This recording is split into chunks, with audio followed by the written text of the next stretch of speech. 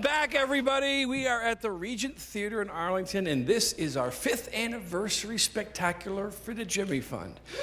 I'm so excited to have our next comedian. We had him here in season 5, and boy, did he make us laugh. Ladies and gentlemen, please put your hands together for Jim Colliton.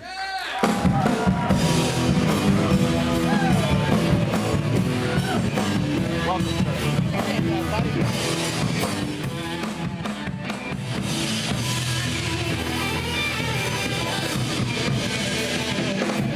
Thank you very much. Another round of applause for Steve and the band. How about the show? How about the show we've seen so far?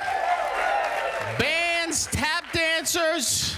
I've been here since the beginning. I ate 4 sandwiches out back. I don't know if that's a record, but they're free. So after the show, see if you can get a sandwich or something.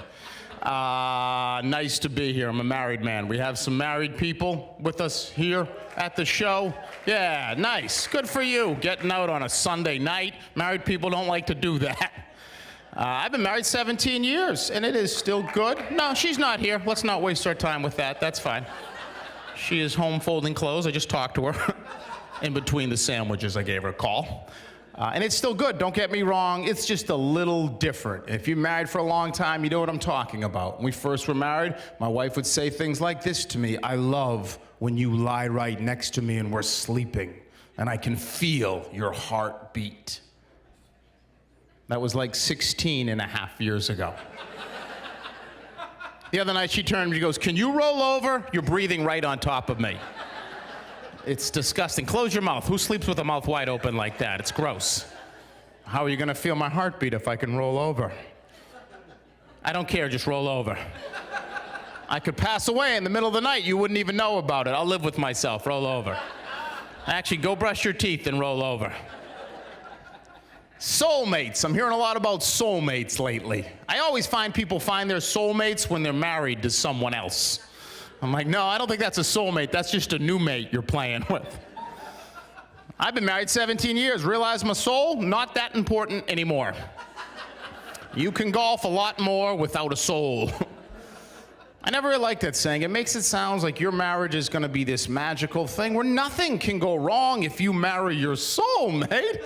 Be like, honey, did you take both sets of car keys to work today? How could I be mad at you? You're my soulmate. No, I can walk to the airport today. That's fine. No, you hang up first. I love you too. Doesn't work that way, does it? I do enjoy being married. I gotta be honest with you. My wife explains things to me. I think you need someone in your life that's gonna explain things. Last thing my wife helped me out with was Facebook. I was not on Facebook, and I don't know if you know this. If you're not on Facebook, people get mad at you when they find out you're not involved in Facebook. You are not on Facebook? Oh, you need to get on Facebook. You're like, all right, settle down, Grandma. I just walked in, all right?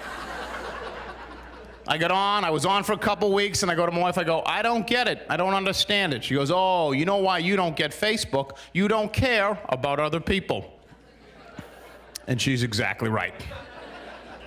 Now, I don't wish ill will on anyone. I just could care less what they're doing in their day-to-day life. You know how they have that like button? I think they should have a care less button right next to it. Here's a picture of my new dog, careless girl I went to high school with. We never talked then. Why we talked 25 years later? I just lost 9 pounds. Careless. I think my favorite people, the people get on and post, I am so busy today, I don't know how I'm gonna get everything done. I'm not a life coach by any means, but I'm guessing if you get off the computer, stuff's gonna start happening for you. Start checking that list right off. First day I was on Facebook, I tried to get in. It was something new. I loaded on the front page. A friend of mine posted, just had scrambled eggs for breakfast. Unreal, period, end of post. I had to call my wife and go, is scrambled eggs a new code for something? Some kind of sex or drug I don't know about? Should we be doing the scrambled egg at some point? She's like, no, I think he's just letting you know he had scrambled eggs for breakfast. I was like, wow, those must have been some good scrambled eggs. If you get up from the breakfast table and go, I need to let the world know how good these scrambled eggs are. Does he think we're all just waiting at home? Can't wait to see what he has for lunch. Turkey, tuna, ham, leftovers, we don't know. We don't know. Just keep hitting refresh till we find out. I have 3 beautiful children at home, and that is one of the hardest things. I have to travel with my job. I miss things with my kids, and I feel really bad about it. My second little girl started playing basketball for the first time last winter. I'm on the road. My wife called, she goes, "You missed Samantha's basketball game today." I said, "Oh, that is right. How did they do?" She goes, "Well, they lost 2-1. I hope you videotaped that game, honey. Sounds like one of those exciting soccer games we have to sit through all fall. You sitting through the kids' soccer games? Let's be honest, they're awful. You just want to snap and go, "Pick up the ball, use your hands." You can't do that with the kids nowadays. You have to go, "You're all winners out there." You'll realize in a couple years we're full of crap. For this rainy Saturday in October, you're all winners out there. Signing my girls up to play this year. The guy that runs the league, he was there. He pulled me aside. I said, "Hey, can you help us out and do some coaching this year?" I said, "You know what? I drink a lot on the weekends. And I am not a big fan of soccer, so I don't think that's a good mix for anyone, really."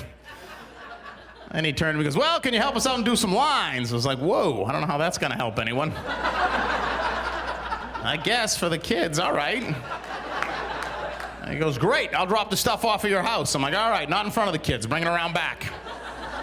We were not talking about the same thing. There was a bit of a miscommunication. He dropped off a line machine. We actually paint the lines on a soccer field. That's what I had volunteered to do. I now had 3 fields in my town I was in charge. As you know, scoring in soccer is way down. So I took it upon myself to narrow down the fields a little bit. Then I brought them to a point right in front of the goal. It was actually a watchable sport last year. No, I'm just kidding. Soccer's awful. You ever have a call, leave a message on your phone? "I got some tickets for Saturday's game. Call me back if you want to go." You call them back, "Oh, yeah, I'd love to go." "Yeah, it's for Major League Soccer. I'd rather go to the Christmas tree shop with my wife.